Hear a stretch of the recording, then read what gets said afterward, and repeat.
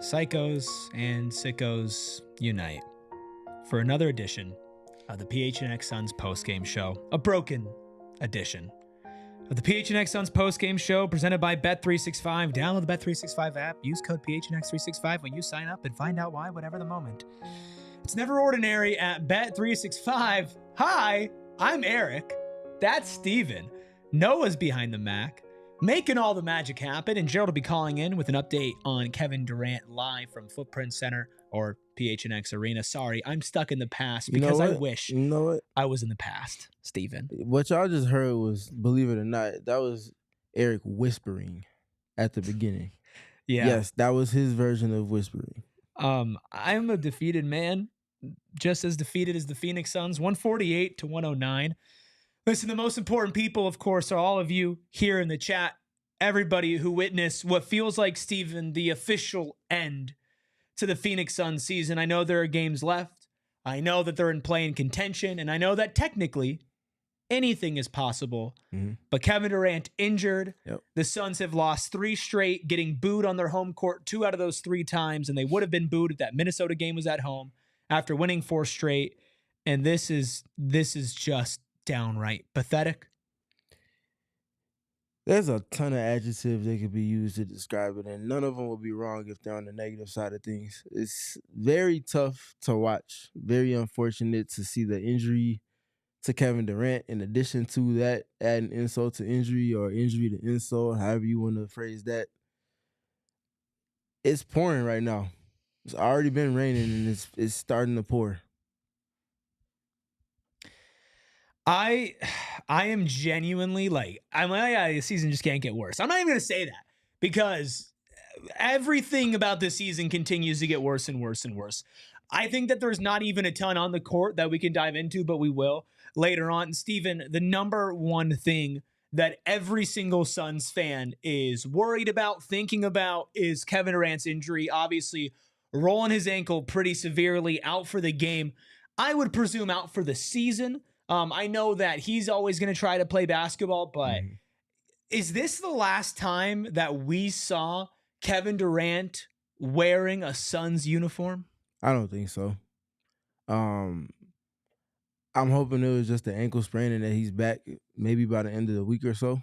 But just generally speaking, I think Kevin Durant is going to be around for as long as he wants to be around. And because he's never indicated that he actually wants to leave Phoenix, I think he's still here going into next season.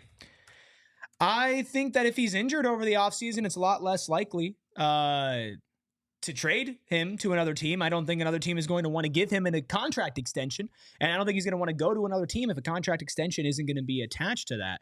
I think this makes things really tricky. If anything, it might make it more likely that Kevin Durant ends up back on the Suns next year. But this is worst case scenario. I'm talking to Espo, and Espo was basically saying the only thing that can make this season that much worse is Kevin Durant getting injured and the Suns get stuck in this basketball purgatory where you just don't have the options. It's part of my argument for shutting down Bradley Beal for the rest of the season, as he's basically just been shutting himself down either way, because a major injury, and hopefully it's an ankle sprain, and I'm no professional athlete, but I've turned my ankle like that playing basketball before. Man, I've torn ligaments in my ankle. People have torn ligaments in their ankle and have been out for months and months and months at a time with an injury like that. And Kevin Durant, you never know what's going to happen with that, especially because he does have a history of lower body injuries. This is worst case scenario. I think it definitely affects the prospect of him getting traded in the offseason, but I don't think it hurts it. I think it actually helps him staying here, but it's just such a messed up scenario for all sides to be in. Yeah. There's never a good time for a star player, a team's best player, to get hurt. But it feels like when they're trying to find something to work out and get their way into the play-in just by any way possible, any avenue possible, and then this happens, it's like what do you do? It's a very, very tough situation to be in, for sure. It's like I want to talk more about it. I just don't know what else there is to say. I hope he's okay. Yeah, I think he was close to being eligible to make an All-NBA team. I think he would have had a good conversation to be in there. He has to be close to the games played threshold. We'll have to double check that. I think so he's like don't- 3 games away. Kevin Okay. Durant. It I'll look has to be that up. close. He has to be close for sure. The Suns have, 6 games left now? Yeah, and I mean, like, this has been a relatively healthy season all around for not just Kevin Durant, but for the Suns. You know, like Bradley Beal's been in and out, but KD and Book have played a majority of these games together. Yeah. And I think, to your point with KD being healthy for a majority of it, I feel like if the worst thing that comes out of this is that he's able to get the accolades that he deserves from this season, from this season from hell in many respects, take that from it. But I don't know. This is just very tough. So Kevin Durant has played 62 and you have to games. play 65. I believe it's 65. Okay. So very close. Very So close. if this is the last game that he's played this season, here are his stats. In 62 games played over this, like you said, season from hell, and I very much agree with that. 36 and a half minutes per game, 26.6 points per game, 6 rebounds, 4.2 assists, 0.8 steals, 1.2 blocks per game, so 2 stocks per game. Taking just above 18 field goal attempts per game, shooting over 52% on those field goals, averaging 2.5 3-pointers made on 6 attempts, shooting over 43% from 3, or exactly 43% from 3, 83% from the line, 64% true shooting percentage. What would you grade overall Kevin Durant's 2024-2025 season with the Suns if it is indeed over? For the weight that he had to carry offensively, for the ways in which they had to lean on him, for offense, for creation, for the consistency of showing up, winning multiple Player of the Week awards, being an All-Star, being a no worse than top 12 player in the league this season, that's an A season for him. Yeah. I think A is fair. I think that on many nights he was A++. There was a stretch of time where this team could not do it, and honestly, it's basically been the whole season, where this team could not do anything without Kevin Durant. He's had to shoulder a load way too heavy for somebody at this point in his career, not because he's not able to do that, because he showed us, Steven, that he's still able to do that. Like you mentioned, play like a top 12, top 10 player in the league, sometimes play like a top 5, top 3, top 1 player in the league on any given night. Has had to overcome the ups and downs of Devin Booker's worst career as a pro since he's hit his prime, overcome the inconsistency of Bradley Beal, the rotations of Mike Budenholzer, not having the right players played around him, and Ryan Dunn and Oso Ighodaro, the Yusuf Nurkic saga of everything. I mean, Kevin Durant, for how long he's been in the league and for what he's put up, does not deserve to be in a situation like this. And overall, he gets an A+ for how he performed in that situation, but with some of the turnovers, he's had some games where he has disappeared and he hasn't played up to snuff.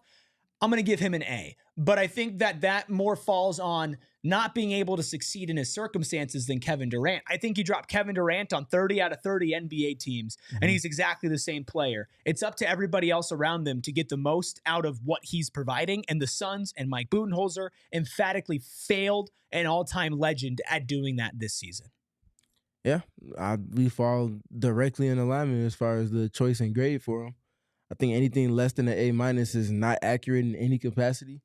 But I think A is more than just. Is there an argument for A+? Yes, there is, because the game winners, the bucket getting barrages that have helped to bring this team out of ruts. The start to the season, I know it seems like that was eons ago because it was, but it did happen. The consistency more than anything, though, for me, the consistency and the efficiency within that, it's not easy to do when you have the attention on you that he has on a nightly basis. And factor in also Devin Booker not being up to snuff as far as being his even worse self early in the season. We saw different types of lows from him, especially early on. That adds to the load for him. Bradley Beal being in and out the lineup and struggling to find his consistency until like January or February. That increases the load on him. Players like Grayson Allen not being in the rotation early on, and then when he comes back, he has to work his way back into game shape because of the baby situation on top of the injury. Like, those are just multiple instances of him having that much more of a load to carry offensively, and he did that fairly well. I'm actually surprised. 36 and a half minutes per game kind of feels low. Yeah, I thought it would have been closer to 38. Yeah, I definitely At one thought it was point, going to be closer to 40, not even yeah. at one point. Earlier this season, he was like top 3, top 5 in minutes played up until like, I think it was like close to the New Year. It was like a little bit after Christmas. But once again, this isn't Kevin Durant's body failing him, right? And it's going to suck because you know what the discourse is going to be, especially if he's ruled out for the season, especially if this is a major injury. It's going to be Kevin Durant's body can't sustain. Kevin Durant's body can't hold up. Once again, it's somebody's foot goes under his foot. Yeah, it's not, that's tough, man. like his hamstring is deteriorating like Bradley Beal's, or he tore his calf, or, his back is messed up because he's old like Steve Nash when he was at the end of his career. Or even if it's like a recurring ankle injury. Yeah. It's not even something like that. It's not. That's not the same. I wonder if it is the same ankle that he rolled in warm-ups when he was supposed to make his debut. I thought about that too. Yeah. I can't remember which ankle it was, so I left it alone, but it's tough. It might have been. Listen, it's really unfortunate for this team because this team is still technically in the play-in race, and we'll get to that later in the show where they do technically stand. I wonder though how many more games do the Suns need to lose for you, Steven, to consider shutting down Devin Booker? Like realistically, I wouldn't shut them down. You already haven't given your season ticket holders and the people that do purchase tickets a reason to show up in multiple ways because of the lack of play that's equivalent to where they expected for the team to be. You can't just shut down a franchise player with these people that still have tickets for these home games coming up. Well, I don't think people are exactly too happy about what's going on. Yeah. We'll talk about the booze here in a second as well, not to just push everything to the side, but I want to stay on this conversation. The Suns have played 75 games. There are 7 games left in the season. They are a game and a half out of the 10 seed. If they lose their next couple of games, which, by the way, at Milwaukee, at Boston, at New York, against Golden State, against OKC, against San Antonio, and then on the road against Sacramento. If they lose the next 3 games, they're at danger of being 2.5, 3 games outside of the play-in with that many games remaining in the season. Shut them down. Shut them down. Shut them down. Like, I don't want to disappoint the fans as much as you don't. I have paid for tickets over the years. I've paid for tickets when the Suns have lost by 48 points multiple times. I have family and friends that have put good money up there to go watch this team live. And I think it's well-deserved for this team to get booed like they did tonight. But at the same time, you need to look ahead to the future. And Devin Booker hasn't been right this season. You just saw Kevin Durant get injured because I asked you the same thing. Do you shut down KD for the rest of the season? The answer would be no. And I completely understand that answer. But now Kevin Durant we don't know how serious the injury is, but possibly facing an extended absence because he continued to play in what might be meaningless basketball as the Suns lost by 39 points to the Houston Rockets. The last thing that I need is Devin Booker, who also has a history of lower body injuries and has been playing a ton of basketball through the Olympics and then this season, to injure some sort of muscle in the next 7 games and now eliminate an offseason to work and to rest and now go into rehab. Like, it's just, that's the only thing that could make this worse. Yeah, I definitely understand that part. You would rather have a player be healthy going into the offseason, regardless of if it's a successful season or if it's not. But that, I just can't see, just me personally, thinking from a consumer's perspective, fans being okay with the franchise player sitting out when he's healthy and Bradley Beal's not playing and Kevin Durant's potentially not playing. Like, I just don't like the optics of that in particular. I agree. You taper back his minutes if you're just throwing the white flag, just waving the white flag. Okay, but I don't know if you can just say he's just gonna flat out not play at all. No, I get it. It's a tough situation because Devin Booker played 31 minutes tonight and a 39-point loss, and he was playing. And guess what, Steven? And I'm not saying this to say like your point is moot because it's not. The fans booed, and the fans booed a lot. We were doing a live watch along, which shout out to all the psychos and sickos who spent the entire game with us. Over 100, sometimes 200 of you in there, just chilling, watching the game with us. And they were booing, and it was completely justified. Nobody's happy with this product right now, whether Devin Booker plays or whether he doesn't play.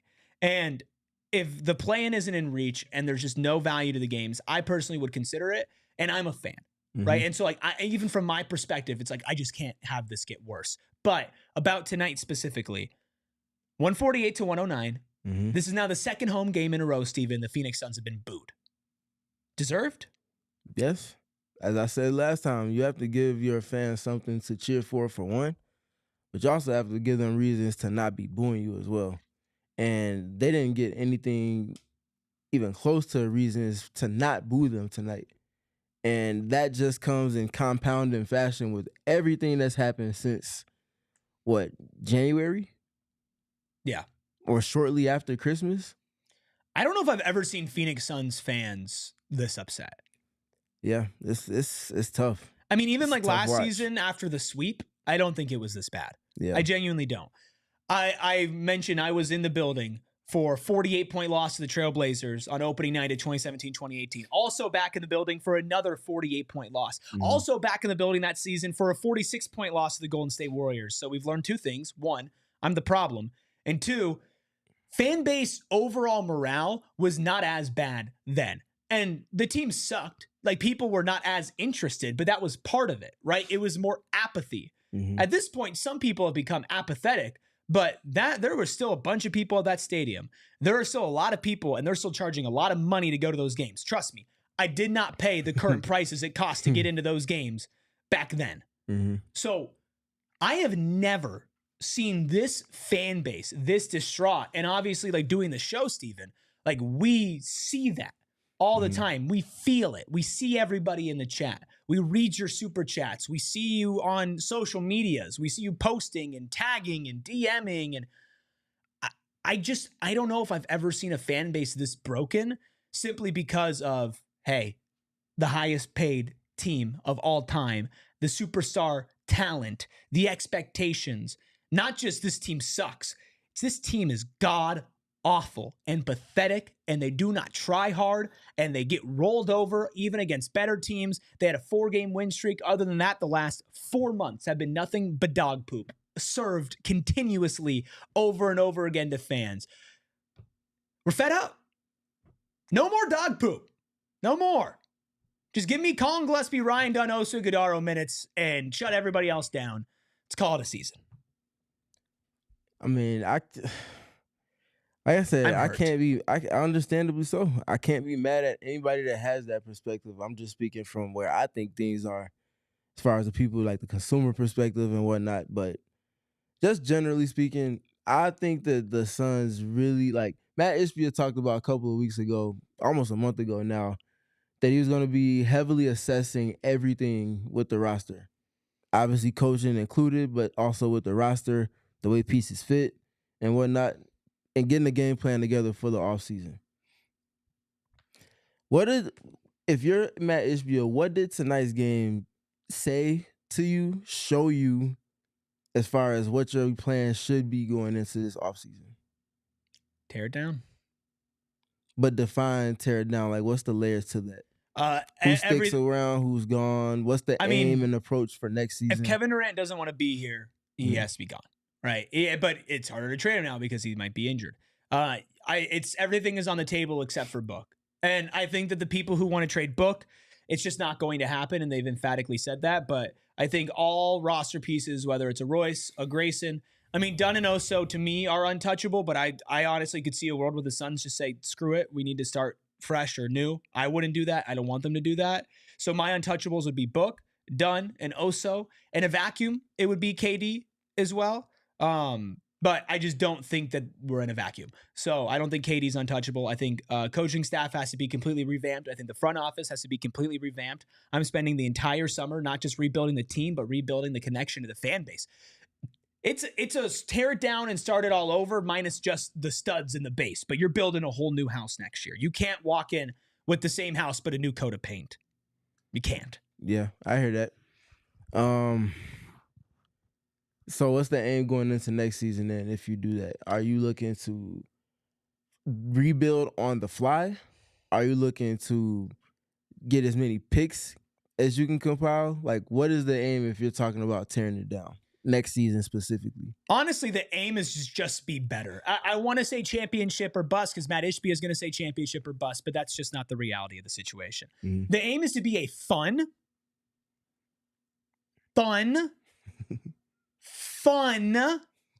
competitive team that actually is enjoyable to watch. You don't have to be a top 4 seed in the West. You need to be a team that tryhards, that has young athletic talent, and that fans can get behind. That's the building block. We have to take baby steps before we start sprinting. Mm-hmm. This team tried to microwave success, and they burnt the damn food. So now it's time to take your time, go to the grocery store, buy the ingredients, check the expiration date, right? Teach yourself how to cook, watch an instructional video, buy a cookbook, lay it all out. Make sure you have time, put some music on in the background, cut up all your ingredients, put it in the crock pot, let it simmer, and eventually have a good meal. Stop trying to take a 5-star meal and throw it in the microwave and put it in there for 5 minutes and expect greatness. Like, you have to slow roll it, and that means baby steps, and that means changed expectations. But I don't know what their expectation is going to be. What would you want to do?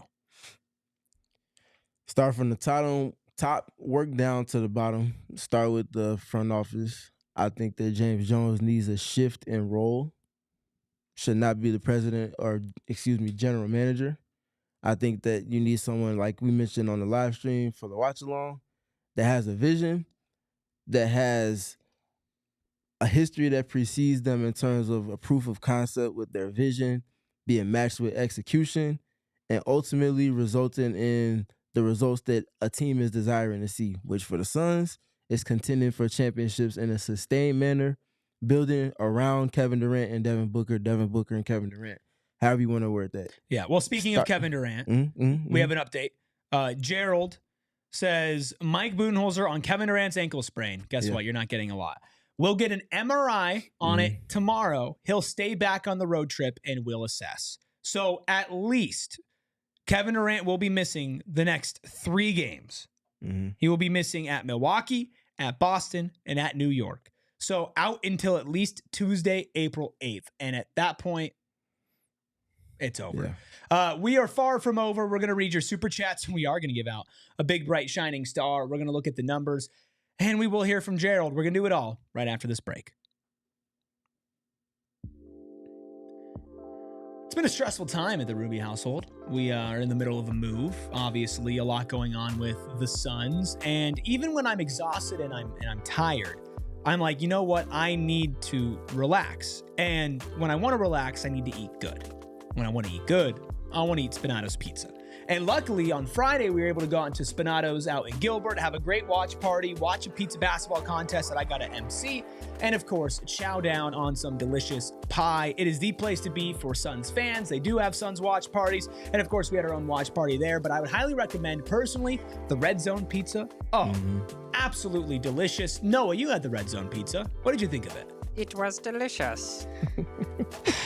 This guy. Get all the info on the watch parties and the pizza basketball contest at SpinatosPizzeria.com. Spinato's, the official pizza of the sucky Phoenix Suns, but they do not suck over at Spinato's, but we do suck over at Bet365. All of us lost our bets yet again, and guess what? We're getting to the end of the season, and your boy's still in the lead. But if you think and probably know that you can be better than us, why don't you become one of the 90 million to join Bet365 worldwide? And when you do it right now, you can get $150 in bonus bets. Plus, you can do Slam Dunk Saturdays in the NBA. They have early payout if your team goes up by 20.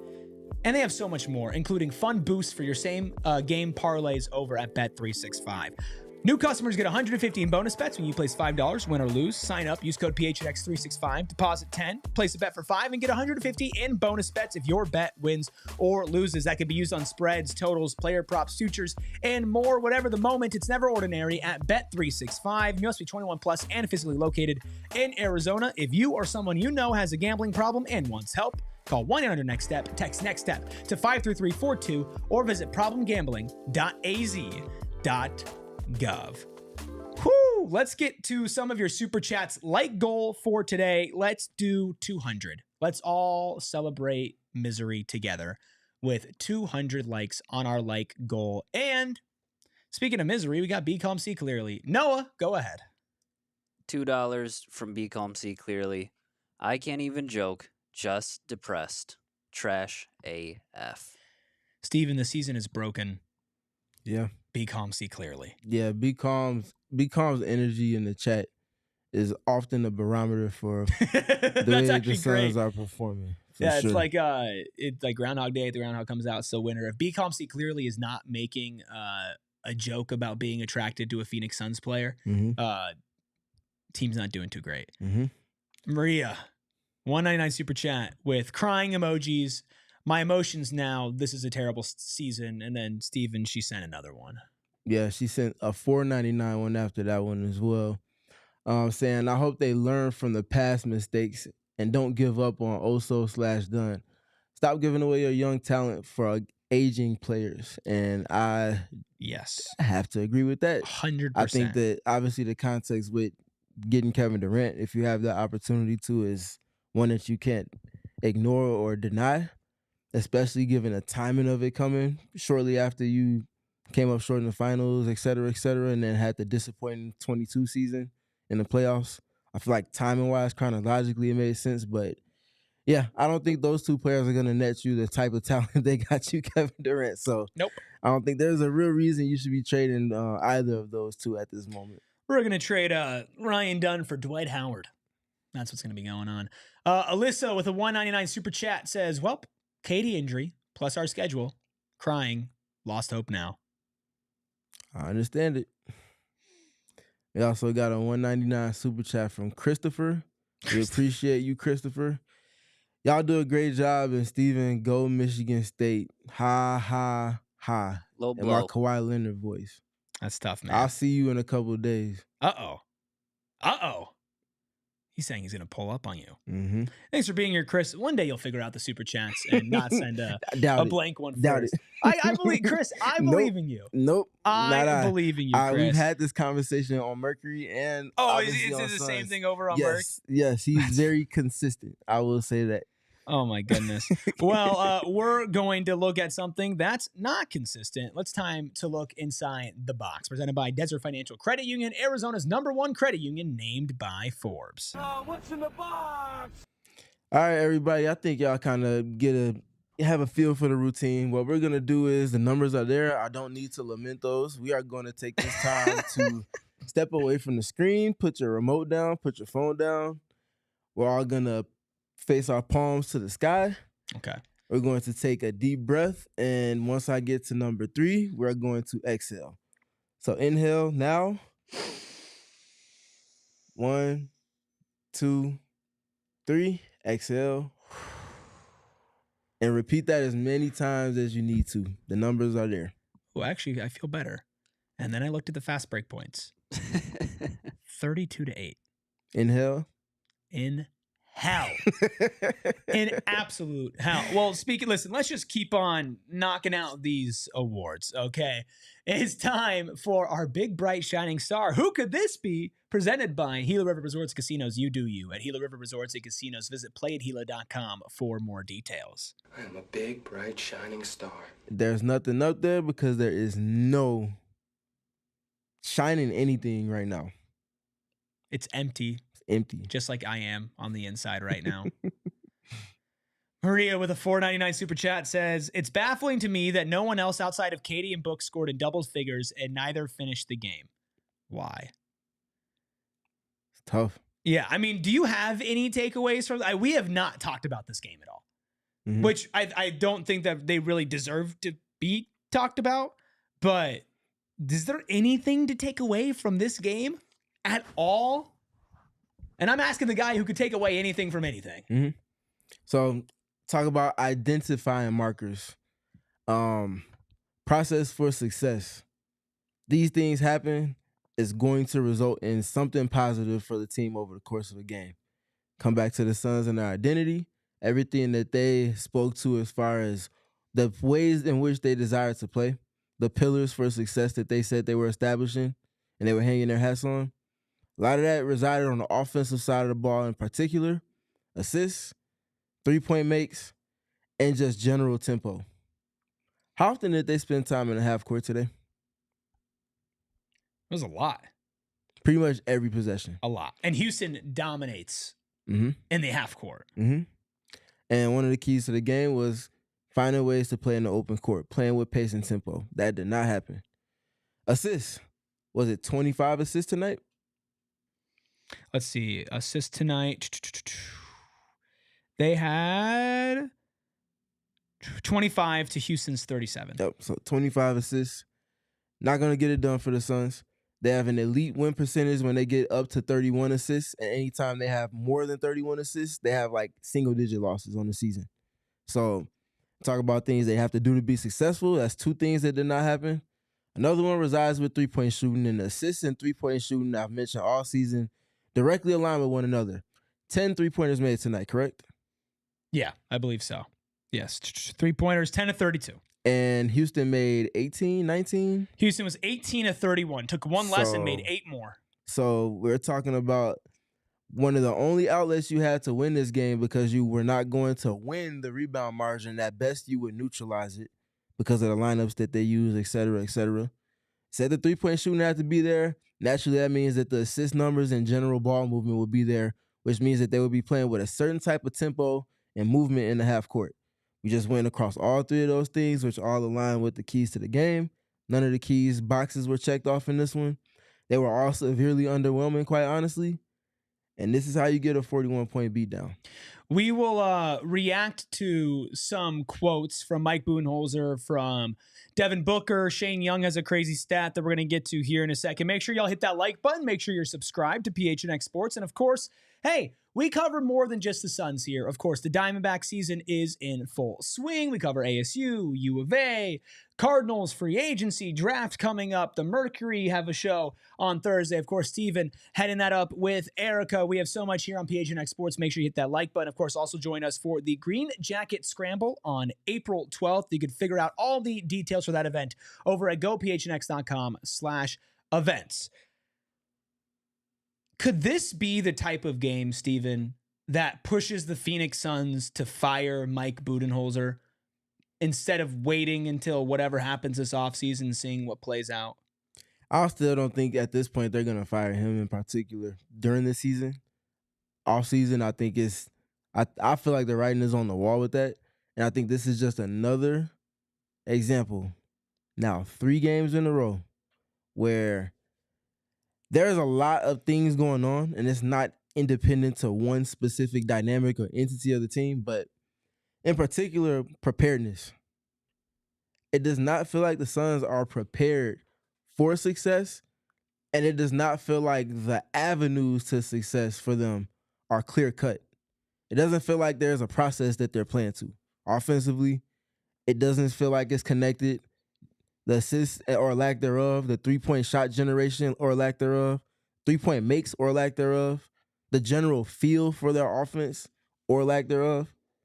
Like, these things are all pieces that they said they put on a pedestal in terms of what they value most.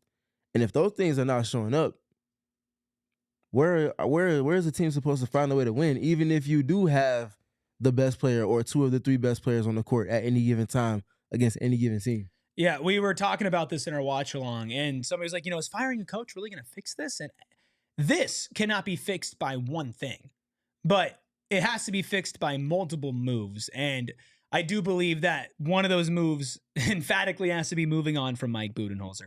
You're not digging yourself in this great of a hole where you need to win all of these games to just make the play-in if it wasn't for Mike Budenholzer unceremoniously benching your rookies, which is maybe the dumbest thing I've seen a coach do in quite some time. And I've seen some pretty bad coaching in my time being a NBA and Phoenix Suns fan. He's not going to fix everything just by moving on from him, but this is not a Frank Vogel situation where the team just underperformed in the playoffs but got 49 wins, right? Or that he lost the locker room. Well, that's what I was going to actually ask you. Period. Yeah. Mm-hmm.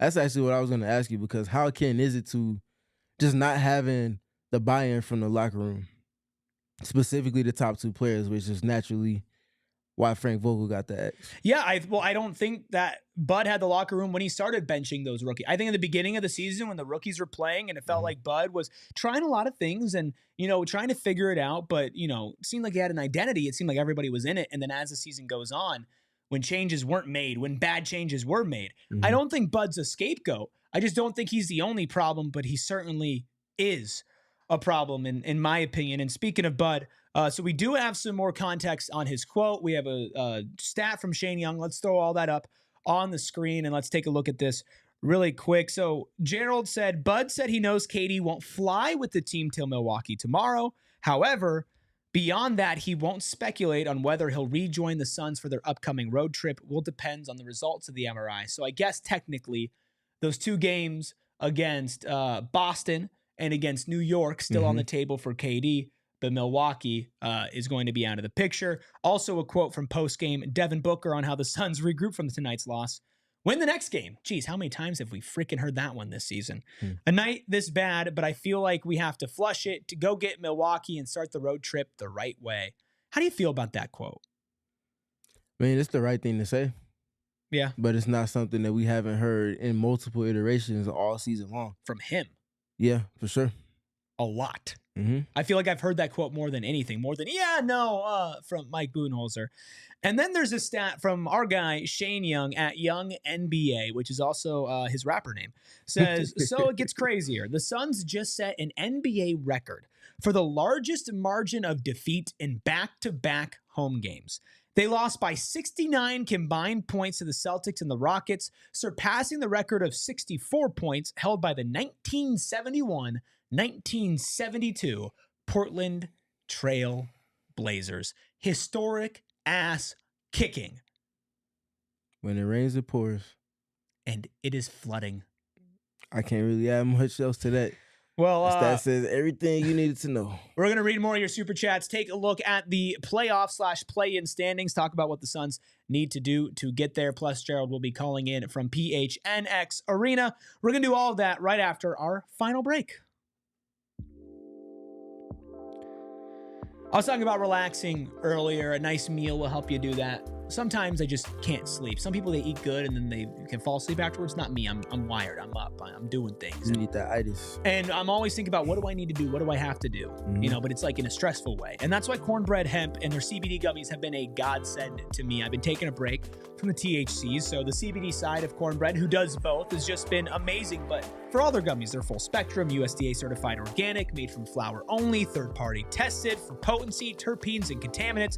Plus they're vegan, dairy free, and gluten free. And honestly, downright delicious. They also offer free shipping and backs all products with their 30-day Better Life guarantee. So help with everyday aches, pains, restlessness, stress, all with our friends over at Cornbread.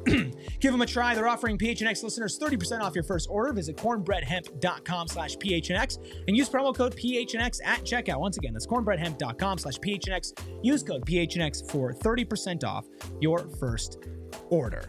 And if you are looking to get into the real estate world, or you don't own a house, or whatever it might be, maybe you're a young person who doesn't know what it takes to buy a house, I want you to write down this number right now. And I'm being dead serious. 480-776-5231. That is the number to the Carol Royse team. Now, Carol wants to sit down and help you get your finances right so that you can eventually be a part of this real estate market. She's not here to pressure you to sell your home. She's not here to pressure you to buy a home, to take out a loan that you can't pay back.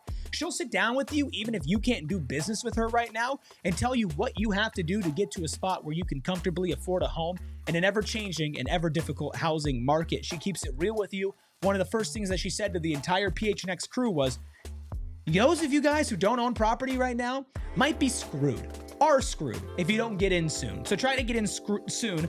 Call 480-776-5231 to call Carol, or find the Carol Royse team online at carolroyseteam.com. Tell them that PHNX sent you. But once again, that's carolroyseteam.com. Terms and conditions do apply. Steven, if I had to ask what your vibe check would be right now with 7 games left in the season, what would you say? Give me the emoji with the swirly eyes. Whatever that means. That's me right now. Noah, if you had to pick an emoji that represents what you feel like, what would you pick? Eggplant. This is a dangerous question. Eggplant. Couldn't even. Oh, man. It's time for Push for the Playoffs, presented by our friends over at All Pro Shade Concepts. That is victim blaming right there, my friend.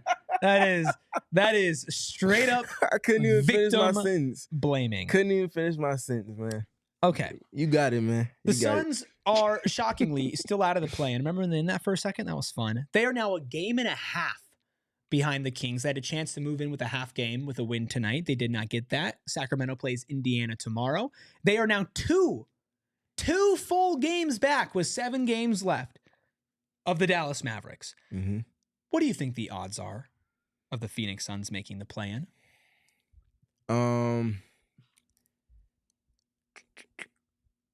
About 9% now. Yeah, I'm thinking like maybe 3. Yeah.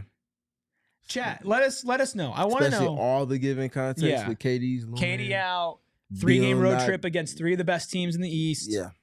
Then the Warriors. Already having lost all of the relevant games the last couple of days. Not ideal. The Haunted Kiwi says 0.003%. Michael says 3%. Maria says they aren't making the play-in. Corey says, mind you, the Mavs are still hurt. Laughing emoji, laughing emoji, laughing emoji. Optical Illusion says 1.2%. Nate says 0. Jeremy says 0. Ernesto says 0.9%. So what I'm hearing is you guys aren't confident. Lucas says the Suns are effed. Easy Rider says not even worth watching, honestly. Meatloaf says Suns in 4%. Meatloaf has had a good day. I'll give Meatloaf. Meatloaf has had a good day with the comments. HL says 0%. Pete says 0.002%. Yeah. Noah, what would you put the percentage at? Give me a normal person answer, please. I think a realistic percentage would be about 6.9%. Yeah, there it is. I knew that was exactly where he was going to. But that is realistic. I mean, I think it's fair. It's fair. I It's just in wanted between. to It's in twist between it. hours, Just basically. keep putting it on the tee for him. And Luke is saying the Suns are not worth watching at all, but that's why we're here. We're here to keep everybody up to date with this disastrous organization, this disastrous team. I got a question for you. No, please. I have probably an answer that's going to make me very upset and frustrated. Do you have any more questions that you're going to pose to Noah on this episode? Strike probably, 2. We're already at strike 2. Probably is that Mike Budenholzer clip ready?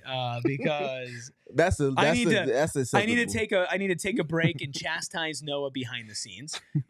So William, no, we're not imploring for him to continue this behavior. no, that's what I'm saying. I'm going to chastise him. No, I said for William. Oh, William yeah. in the chat.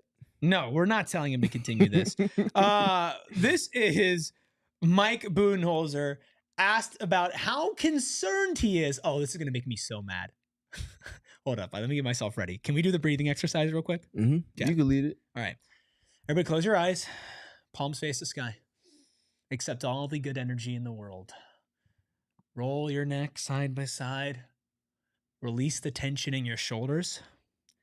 On my count, breathe in through your nose for 3 seconds. What if I did that already? Ready? Set. Breathe in. And out. Bradley Beal. This is Mike Budenholzer on if he is concerned with how the season is going. How concerned are you with the way the season's going right now as far as even trying to get the play in? Yeah, no, I mean, a couple days ago we'd won 4 games in a row, so we got to find a way to get back to that.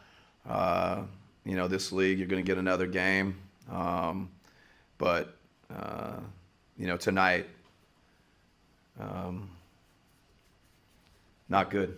So, but we got to find a way to flip it and be better.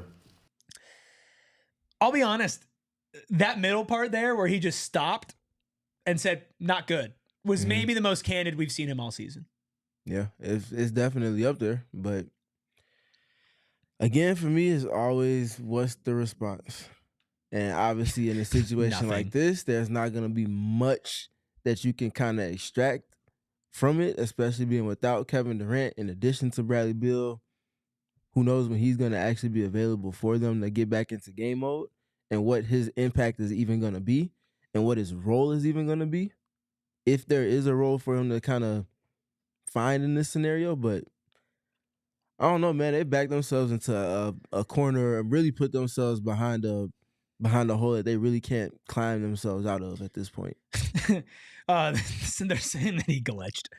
Hey, chat. That's funny. Maria saying this team is driving me to madness. To the over 1,000 people who are watching across social platforms, TV, right here in YouTube, let me look you dead in the eye and say that this team has broken my soul. This team has broken my soul. Like, obviously, this is my job, so I care about this team. But I've cared about this team well before this was my job. This is, bar none, my favorite team. Listen, I know I'm wearing the ASU stuff, you know, but the Phoenix Suns, like, that's my baby. Like, there are pictures of me as a small child in my Steve Nash merchandise. Again, I mentioned I was at the 3 biggest losses in Phoenix Suns history. I was in attendance for all of them. I have relentlessly followed this team, consumed content about this team, watched the games, listened to podcasts, read articles, followed my favorite beat reporters. Hello says, I have a soul. Not anymore, pal.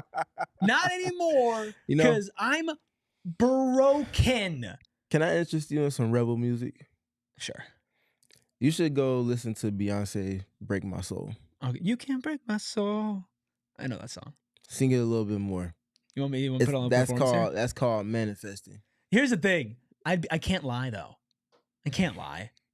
Like I would sing that. It'd be like it would be like LeBron, where it's like I'm not even saying the words. Right? I'm just like nodding my head and kind of mouthing like. Mm-hmm. Like I can't, because guess what? They already have. Like, and I know that when I said that, there are so many people who have agreed with that. And there are people who've been Suns fans for longer than I've been alive who have to go through this same stuff. Right? There are people who tasted success in the 1993. I'm not a ginger. No, I'm not a ginger. Okay. You know, fun fact, there's a very widely sparked debate on what color my hair is across family, friends. Some people think I'm blonde, which just isn't true. Mm-hmm. I know I have brown hair. Some people think I'm ginger, which also just isn't true. Brian says, Eric Ruby, his hips don't lie. Oh, man. Not to give you Shakira. Yeah. We will have some more sound. I'm sorry, Michael. I'm naturally wired that way. Yeah. Michael says you're too positive. Mm-hmm. I mean, you just don't let things affect you, right? Me, like, you're steel where everything just bounces off. Like, I'm a rock. So the water is just chipping away. And, you know, like, I'm here and I'm still positive. Oh, the Suns won on Christmas. Woo! The Suns won on Christmas. All right. Oh, the Suns are benching Bradley Beal. Maybe that's going to help. Oh, okay, no, we're not playing the rookies. All right. Oh, man. Oh, we suck. Oh, we're back from the All-Star break. Maybe the post-All-Star break. The Bulls. We could beat the Bulls, right? We could beat the Rap. Nope. Okay, water keeps breaking away at the rock. All of a sudden, this rock is a little bit smaller. Mm-hmm. And then the water stops a little bit. You play the rookies. You go on a 4-game winning streak. And then somebody goes and breaks the Hoover Dam. And the water just takes me away. You turn into a pebble. I think I'm just sand. Like, this season has just grinded me down to the smallest piece of a man and that I could possibly imagine myself being, and in no small part thanks to Mike Budenholzer. And I know that people think that he's being scapegoated. I don't. I think he's part of the problem. And here is an answer from him, and let me just guess how he starts it. No. On whether the Suns have the requisite fight to turn things around, whether the Suns have enough urgency given where they are in the standings, and whether he senses their desperation in their play. Do you believe that this group has the requisite fight to turn things around? Yeah, no, we do. You know, it's a group that's got fight. We got to bring it. Tuesday. Given the position that you guys are at in the standings right now, why do you think we're not seeing enough urgency on the floor right now that should match where the team is at in the standings? I mean, tonight was a bad night. There's no other way to paint it. But I don't think it's, what it's been, to say it categorically, every night. But tonight we were not good. Urgency, anything you want to put on it, we were not good. So do you sense desperation from the team given the place they're in the standings? Yeah, no, I mean, there's desperation, and then you have to go play. There's an element of at some point, you have to go and you have to get stops. You have to find a way to make things happen on the defensive end. You have to go and make plays offensively, and desperation and all those things, they're important, but you got to go play, and we got to play better. Why you always lying? Oh my God. Stop freaking lying. Yeah, do we have enough to turn this around? Do you have the requisite fight? No, you don't. You don't. You don't. That's such BS, man. I'm so sick of this. I'm so sick. Can Gerald call in? Come on, Gerald. I need you, Gerald. That was a tough listen after a tough game to watch. After It's another always- tough game to dude, watch. It's After another always been a tough game tough to listen watch. from him. There's not Yeah. been I swear. And my old job was literally listening to the entirety of press conferences and cutting it up for people to use on shows. So I've listened to, I would probably estimate like days worth of coaches, players speaking to media. Mhm. And I've consumed all that across every single major sport. I have never, and I mean this with my soul, I have never listened to a coach that is more uninspiring, bland, basic, and downright infuriating than Mike Budenholzer. And I listened to Cliff Kingsbury for years. Years. He inspires nothing. He says nothing. He makes you feel worse instead of better. And I promise you, we could have played a clip from game 28 and it would have sounded exactly the same as what he's saying now. It's downright infuriating. It's unacceptable. I'm just like, he can't be the coach of this team anymore. He just can't. I would be fine if tonight we got the notification from Shams and saying he was fired. And he's going to get paid, and I wish him nothing but the best for the rest of his life. And if he wants to keep coaching, I hope he finds a spot that he can continue to coach. I don't like talking about other people's jobs like that because that is a hard thing to go through. But I'm calling a spade a spade. It's over and you're done. I'm just so sick of this, dude. Like, imagine if the Chicago Bulls were bad at basketball, right? Your favorite team. How you gonna ask me that question? Man? I'm What in the projecting, world? okay? Oh, I know. I'm projecting. Oh, I know. I'm lashing out. Remember you talking about stealing things just bouncing off? That's what.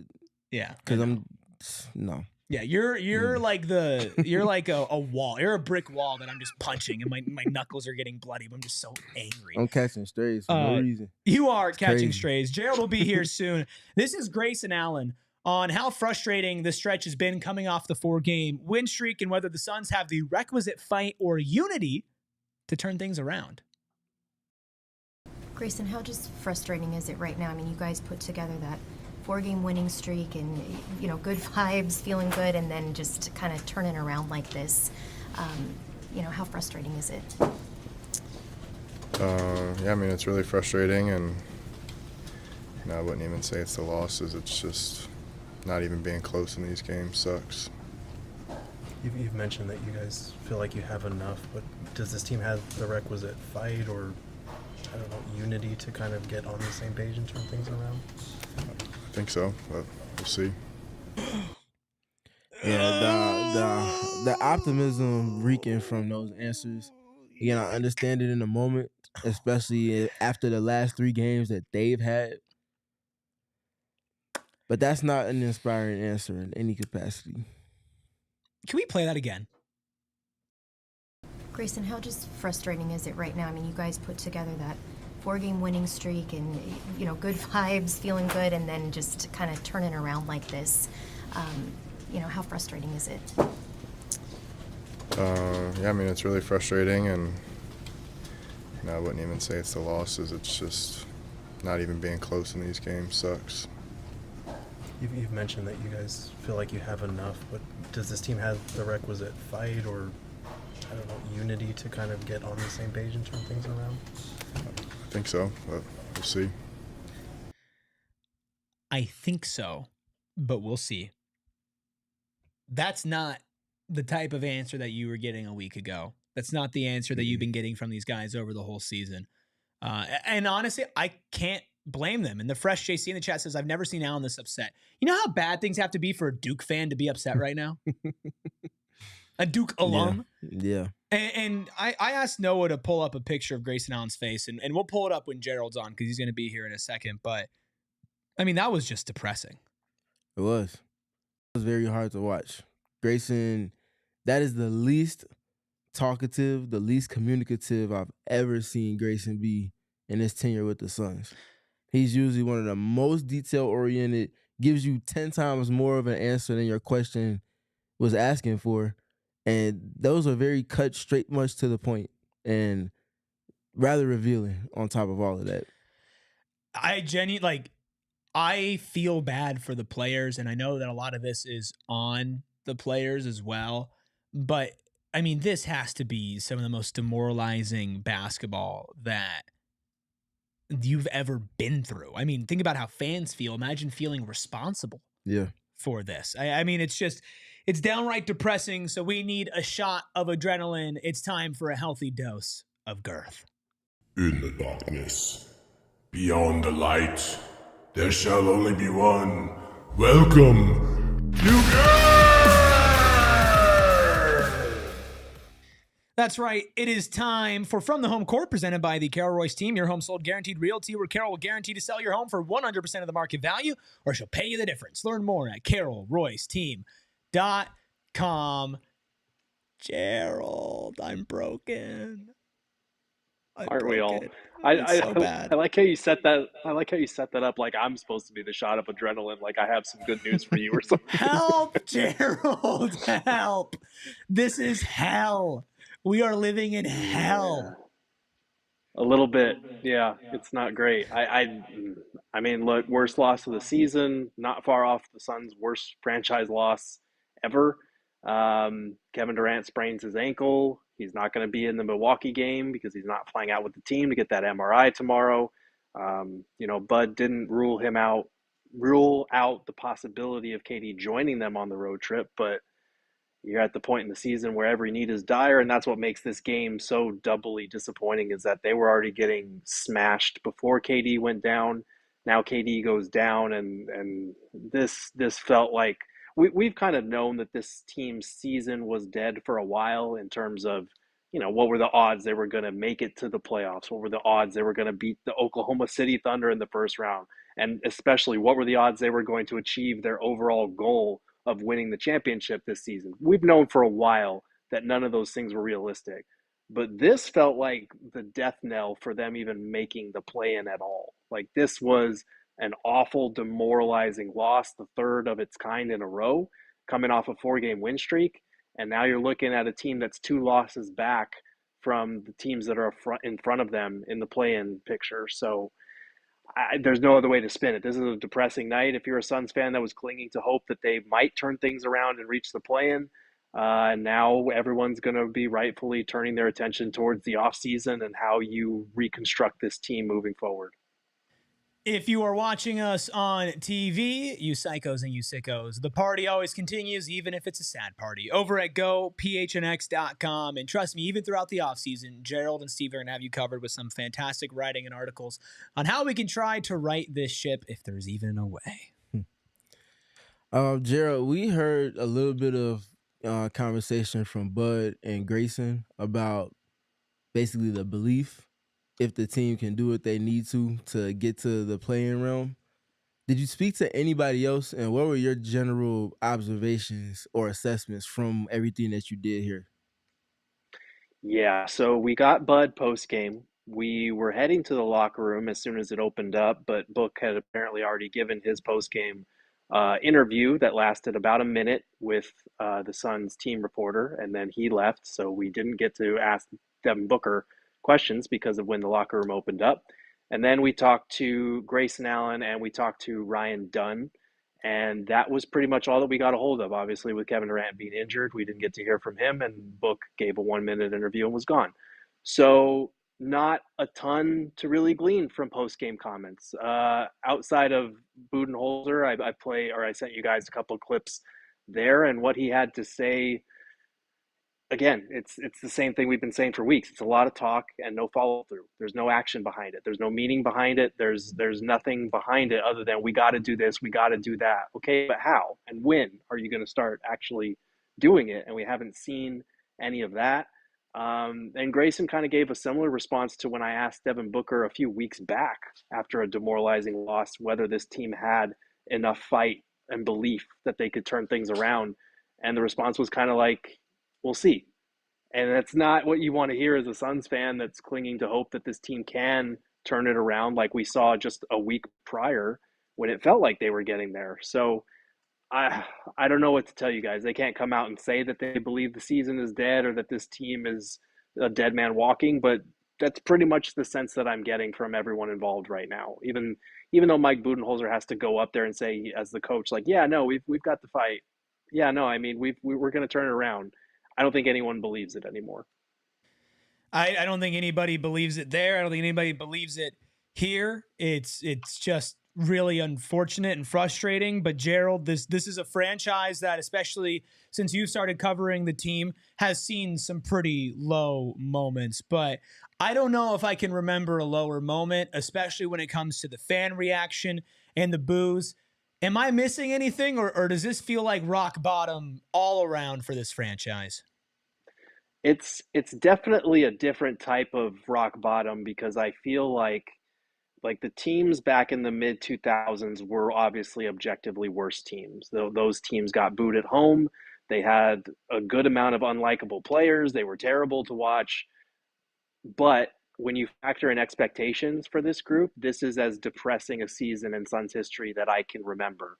Obviously, 2022 ended in a way more depressing fashion, but this was supposed to be a team that was going to have a puncher's chance at winning a title this year. They were supposed to be in that tier below, the Celtics and the Thunder and all these other contenders, and they're not even close. They're about to miss the play-in entirely with the most expensive roster in NBA history. So this is the biggest disappointment that I can remember, and it's a uniquely depressing kind of disappointing because at least we knew those teams in the mid-2000s were supposed to be bad. At least we had hope because Devin Booker was on the rise and they had a bunch of top draft picks and they could build something out of that for the future.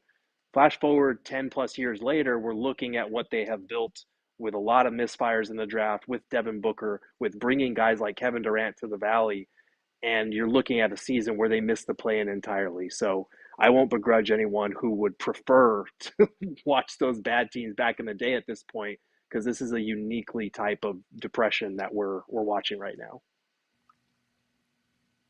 Any final thoughts about this game? Any takeaways before we let you go? I feel like you're gonna be leaving the arena like Linus from Charlie Brown with like his head down and the blanket dragging behind him. Like it's just sad times, Gerald. Do you have anything else for us? I don't. Look, I will be fine because I have made the wise choice years ago to not tie my emotions or my mental state to things that are out of my control, like a basketball team winning or losing games. But for the fan base that is emotionally invested in this, that has been watching, thank you guys for still being here with us and for taking the time, even if you're here angry, even if you're here venting, even if you're here telling me and Eric and Steven that our takes from a couple weeks ago were stupid or whatever. We do appreciate you guys being here with us because we obviously wouldn't have jobs without you guys. And I think the Suns know that too, as miserable as the season has been. So all I can say is thank you for continuing to read, continuing to listen, because we know how incredibly disappointing this season has been. And we're going to be here for you guys through all of it, especially as we head to the off season and hopefully get to reignite some hope at that point in time.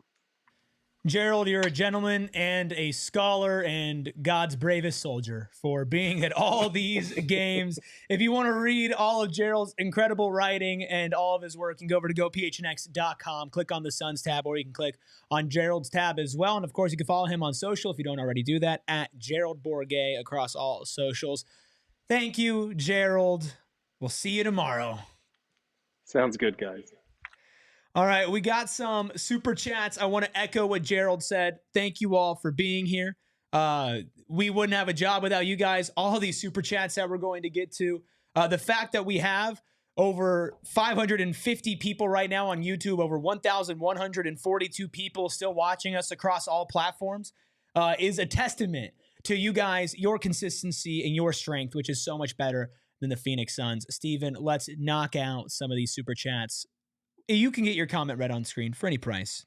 That will do. Maria 199 says, I just wanted this team to try. What's not clicking? Everything. Yeah. It's like everything. I don't have another answer than that. That's one way to put it. We got a $2 super chat from B. Will. Grayson did nothing for the second unit again and again. He's had a down season this year. Yeah. Coming back from his most recent injury has not been the prettiest basketball for him as well, to kind of add on top of what happened before that. And his three-point percentage has been fine. It's actually been very good this season, but it's not been the same volume or efficiency as last year. His three-point shooting, like the arbitrary number is relevant. It's similar to what it was last season, but the impact, I don't think has been there in any capacity. Absolutely Outside of the three-pointer that he made against the Jazz to send that game to overtime. A couple of moments here and there, but it's over an 82-game season. You're going to find very moments. Isolated. Yeah. Exactly. For sure. Noah? $2 from Be Calm, See Clearly. We care more than Mitch Budenholzer. Bunch of swirly-eyed emojis after that one. Ugh. Shayna with a $1.99 super chat says, Booker has played for 7 coaches. Please explain. Organizational incompetence to the max, like hiring Luka Doncic's international team head coach and then not drafting Luka Doncic. It's he plays for an organization that's had its head up its ass for a majority of his career, and an organization that's now trying to win and found its head back up there, even when they were trying not to. So it's not his fault. He's not running him out of town. He's been the most respectful superstar. He's never requested anybody to be dismissed publicly. He's never thrown a fit. He's never not shown up to work. Apparently he's doing some less media now, and I'm sure he's frustrated, but it's not on him, even though he's been the constant throughout. He's also been arguably the most loyal superstar. Maybe ever. In quite some time, for sure. Yeah. From Rob Davis, we got a $1.99 super chat. Rob says they played better without Brad, but lost by 60 the last 2 games. Yeah, I mean the numbers leading up to the last 2 games have been better without Brad, but I think the moral of the story is, and I know Rob's been kind of going at me for the Beal take, is that this team sucks either way. So maybe we can just come together on that, Rob, that even with Bradley Beal, this team is hot garbage. Hunter, with a $9.99 super chat, thank you, Hunter, says, donation for you two for showing up game after game when most of us would have quit long ago. Don't know 2 guys who show up to work with a smile on their face in a bad situation better than you. And me. And Noah. For sure. Well, we appreciate that, Hunter, for sure. But we've both worked harder jobs in covering bad basketball, man. Sure. And this is not something that we take for granted in any capacity either. I know y'all don't usually see the behind the scenes, but there's a lot of work that goes into this well before we actually show up and the lights turn on and the jokes are rolling and the analysis is rolling and whatnot. The nicknames are rolling. Yeah, there's a lot of dedication to this thing, and we appreciate y'all. Like we always say, we can't be us without y'all. So thank you for that acknowledgement, Hunter, and we want to in turn acknowledge you for showing up and deciding to speak on us the ways you did. I mean, you guys, Hunter, all of you who've been in the chat, all of your kind words, and even those of you who don't message live, those of you who listen on audio. I'm an audio person myself. I Me too.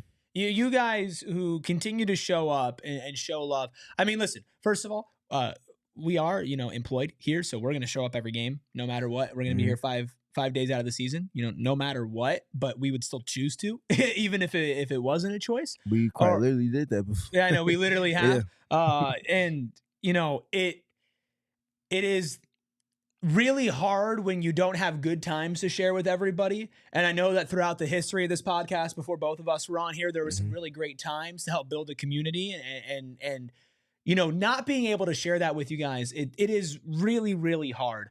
But at the same time, there's no group of people I'd rather be going through this absolute crapshoot of a season with than all of you. Misery loves company, and we're all miserable. So the fact that we can still have over 1,000 of you guys all at once, it's incredible. And just know that even if we don't respond to all of your comments, even if we're not reading them all out loud and everything, every single thing that you guys say about us that you're grateful, you're thankful for it. We've felt that way about other content creators, and that means a lot to this whole group. So we do it for you guys, and we love that we're able to do it. We just wish that it was more fun at times, but we're still going to smile, and Steven's fine, and Gerald's fine, apparently, and Noah's fine. Guess who's not? This guy. We got a $2 super chat from Chris. A Chris who knows how to super chat. Wow. What a novel concept. Interesting. Christopher, take notes. Chris Stevens says, I wonder what the late Al McCoy would say. And that sentence alone says a lot in and of itself. That super chat's gonna make me cry. Because that is just it's downright depressing. And as somebody who got to work with Al McCoy, got to meet Al McCoy, and obviously not as close as somebody like Espo, or a lot of people who've worked with him over his career, like, you know how much this team meant to him. And they're wearing his name. They're wearing his name this year. And I can't think of a worse representation of Al McCoy, who showed up and was most consistent and the best of his craft for half of a decade than this. So few names are more synonymous with the Suns franchise than Al McCoy. And for someone that did not dribble a basketball, it says a lot. I mean, it's him and it's him, Devin Booker, Steve Nash, Alvin Adams, Charles Barkley. Like these are names that are synonymous. Can you tell me another name besides Chick Hearn who is synonymous with their team as a broadcaster? I would probably say Ralph Lawler. Cool. That's like a type of name that's cut from that same ilk. But again, it's a small, there's I would agree with you. There's a small faction of names that are so great at their job that even though they didn't actually play for the team, they're that synonymous. Only bright side is that he doesn't have to sit through all of this. David with a $5 super chat saying, and he's been on this for a while, David, I keep track, I remember you. Says Suns fans should boycott last home game or wear bags over their heads. Most embarrassing loss of the season. Suns should be playing in gyms for free. That's tough. But it hurt. Very, very much hurt. Yeah, I would not be surprised if fans do not show up to these final games. I mean, I'm sure some will, but. We got a $10 super chat from Tara. Tara, we appreciate you. Yes, we started going to games in the late 70s. Yet this season has been extra painful. Extra painful. Also, Eric, I feel you. I feel your mic limitations and frustrations. Yeah, I know I'm not alone in that one. That makes me feel seen. Thank you, Tara. And listen, I know I'm miserable. And I know my dad's in the chat who's been a Suns fan since their inception. I know there are people who have been Suns fans for much longer than I've been alive, longer than the internet's been around. Like Suns fans who have seen every single player come through. There are people who can list off every single name that played for the Suns in every year. And I know that nobody is more hurt than this. And the only thing that I can hope for is that we never have to go through a season like this again. But who knows? We also got a $2 super chat from Be Calm. You're reading this one. Appreciate you, Be Calm. No 360s will be done on this podcast. Sorry about that. Oh, brother. Any final thoughts from the entire crew here? Anything at all? Steven? Noah? I think the silence is loud. Man, I'll be at the game on Tuesday for what that's worth. We'll see. We'll see. Well, guess what, guys? We're back tomorrow at 3 p.m. We're going to be talking about the Phoenix Suns. We'll probably be reacting to some of what Carmelo Anthony and Rudy Gay had to say about Devin Booker. Maybe we'll have an update on Kevin Durant's MRI, talk about how much longer he's going to be out and if he's going to be out for the season. And we're going to let this one marinate, digest. As y'all hit that like button, make sure you subscribe to PHNX Sports as well. Somebody in the chat earlier said it's Diamondback season. Amen to that. It is Diamondback season. Derek and Kevin are heading our Diamondbacks coverage this year. They're doing an amazing job, and you definitely need to tune in the PHNX Diamondbacks podcast, post-game shows, live shows, 5 days out of the week. Best Diamondbacks coverage out there. We have that covered for you. Of course, ASU, U of A, and Cardinals as the draft comes up. March Madness is continuing for neither of the college schools, but we do have coverage still continually throughout the offseason. Spring football is in full effect for those schools as well. As Steven mentioned earlier in the show, the Mercury Show, him and Erica have a show on Thursday. How many times can I say show up on Thursday? And make sure you support the Mercury throughout the season. Watch some good basketball and get some good vibes in local hoops. And the great place for you to dip your toes into that world is, of course, with PHNX Mercury. And we have so much more writing events all over at gophnx.com. So you can follow us at PHNX_Suns. Thanks to Noah behind the Mac, making all of the magic happen. It really feels like this is the last game of the season. I have to go with the audacity to call us Chatty Cathy's. Chatty Cathy's. I mean, and he says, thanks, Eric and Steven and Noah and God's greatest soldier. God's greatest soldier, Gerald Bourguet, does kind of have a ring to it. King Koopa says, Suns and 4 guys screwed y'all, chat. He's to blame for all of this. We can scapegoat him, but we'll have to scapegoat him together. We'll talk to you guys tomorrow. We all silly like the mayor.